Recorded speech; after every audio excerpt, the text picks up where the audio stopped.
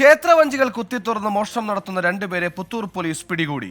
കായംകുളം കൃഷ്ണപുരം സ്വദേശി മുഹമ്മദ് അൻവർ ഷാ ഒപ്പം താമസിച്ചിരുന്ന സരിത എന്നിവരെയാണ് പുത്തൂർ പോലീസ് പിടികൂടിയത്.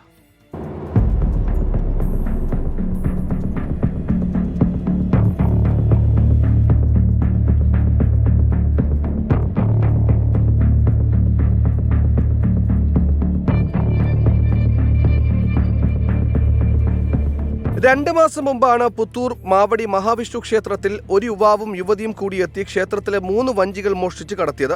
ബൈക്കിലെത്തി മോഷണം നടത്തുന്ന CCTV ദൃശ്യങ്ങൾ പോലീസിനും ലഭിച്ചിരുന്നു. കൊട്ടിയം പോലീസിന്റെ സഹായത്തോടെയായിരുന്നു ഇരുവരെയും അറസ്റ്റ് ചെയ്തത്. നിരവധി ക്ഷേത്ര മോഷണ കേസുകൾ ഇവരുടെ പേരിലുണ്ട്. പകൽ സമയങ്ങളിൽ ബൈക്കിലെത്തി കവർച്ച നടത്തുന്നതാണ് ഇവരുടെ രീതി. ഇതിനുശേഷം ആ പണം തീരുന്നതുവരെ എവിടെയെങ്കിലും മുറിയെടുത്ത് താമസിക്കും. 8 വർഷമായി ഒരുമിച്ച് ചേർന്നാണ് മോഷണ രീതി. കഴിഞ്ഞ 6 വർഷമായി ഇവർ ഒരുമിച്ചാണ് ജീവിച്ചു വരുന്നതെന്നും പുത്തൂർ പോലീസ് പറഞ്ഞു. Puthur CI Chandradas, SI Balu B Nair, ASI Santhosh, senior civil police officer Sanju, വനിതാ സിവിൽ പോലീസ് ഓഫീസർ ശ്യാമള എന്നിവർ ചേർന്നാണ് പ്രതികളെ പിടികൂടിയതും ക്ഷേത്രത്തിലെ മറ്റു സ്ഥലങ്ങളിലെത്തിച്ച് തെളിവെടുപ്പ് നടത്തിയതും. പ്രതികളെ കോടതിയിൽ ഹാജരാക്കി റിമാൻഡ് ചെയ്തു. 24 കൊല്ലം.